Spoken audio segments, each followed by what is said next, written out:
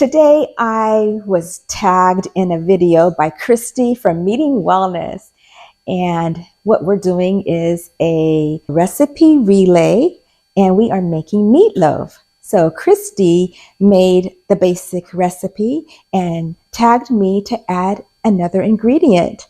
So today's ingredient that I'm adding to the meatloaf is bacon. So I'm using her exact recipe. So what I'm having is 2 pounds of ground beef that I got from my local rancher, and 3/4 cup of pork panko. I didn't have any pork panko, so I ground up some pork rinds. So they're just unseasoned. So what I'm going to do is add a teaspoon of seasoned salt from Redmond's, and I'm going to add that to the pork panko and mix that up to give it some flavor. And add that to the beef. And also, I'm going to add a teaspoon of Redmond's real salt. And then I'm going to crack in 2 pasture-raised eggs.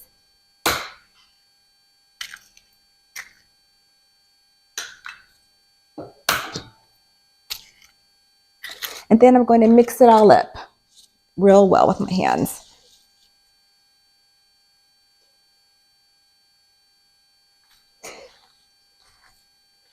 So what I'm going to do is, with the bacon, I'm not going to add it to the meatloaf mixture, but you can do that. I'm going to use Nisha Berry's method, and where she put the bacon on top of the meatloaf, baked it in the oven, and then at the end of the baking, she broiled it for about 5 minutes. So that's what I'm going to do with the bacon portion of it.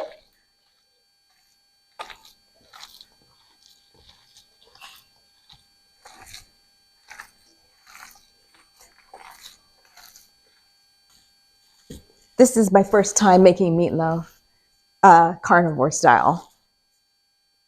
In the past, I used Rachel Ray's recipe from the Food Network, and that was yummy. She made meatloaf muffins, and of course that had the sweet barbecue sauce in it. But this is carnivore, so there's none of that. All right, so I'm going to fill a casserole dish because I don't have a meatloaf pan. All right.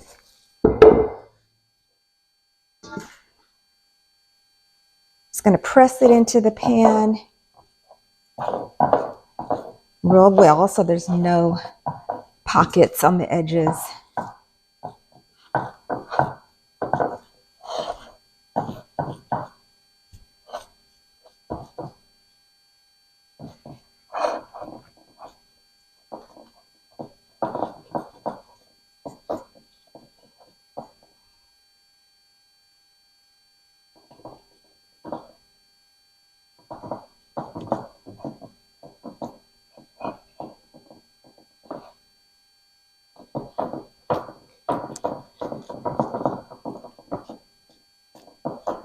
Okay, I'm going to wash my hands, take these gloves off, and put the bacon on top. Be right back.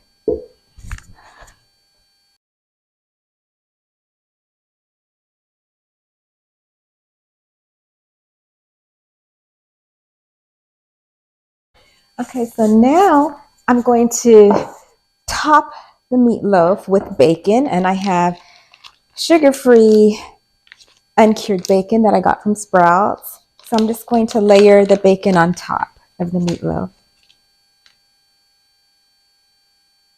in strips.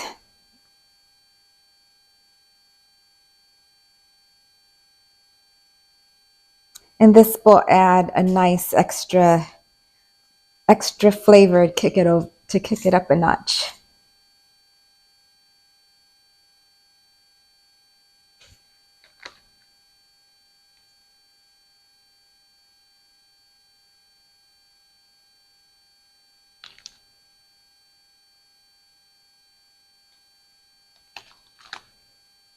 Some people like to cook the bacon first and put it on, but I'm going to just layer it and then crisp it up under the broiler later.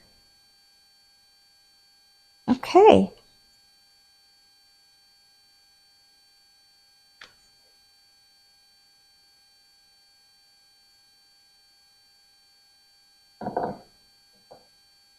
Wash my hands.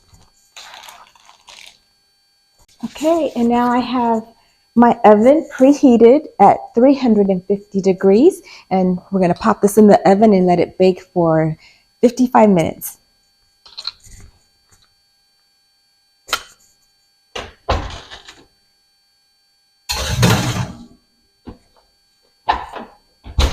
I'll see you back in 55 minutes. Well, it's been 55 minutes, and what I did was I set the meatloaf under the broiler for 5 extra minutes. So it's been an hour total. So I'm going to take the meatloaf out of the oven. So hopefully the bacon has crisped up, and this is what it looks like. Okay, so I'm going to set it on the board to cool off, and after it cools off a bit, we'll cut it and have a taste test, okay? See you in a bit. Well, we're back, and the meatloaf has cooled off, and so I'm going to go ahead and cut it, give it a taste test.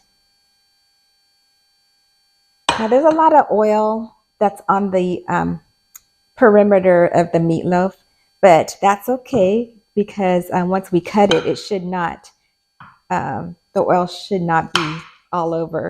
So hopefully it'll be okay. Plus, we want all that goodness. We want all that fat we can have.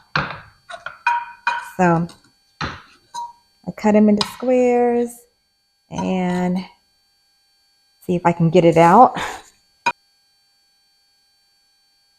So this is what it looks like. It looks pretty good.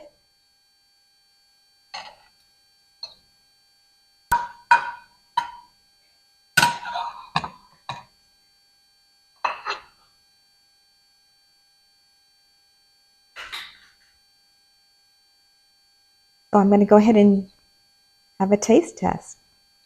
It's nice and tender.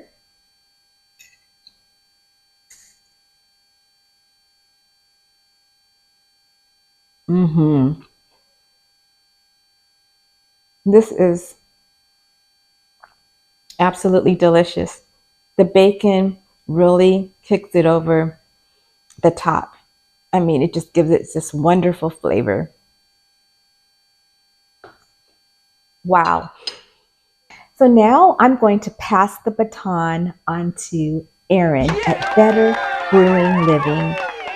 She is going to take Cristie at Meeting Wellness original meatloaf recipe plus my recipe and add her own ingredient. So Erin, I can't wait to find out what you're going to add. So as Cristie stated in her video, the rules are that we have to use her original recipe plus the recipe of the person that she passed the baton to and add your own ingredient. I look forward to seeing your video. Thank you everyone for watching. And if you like what you see in this video, please like and subscribe. Thank you. Have a great day. Oh my gosh.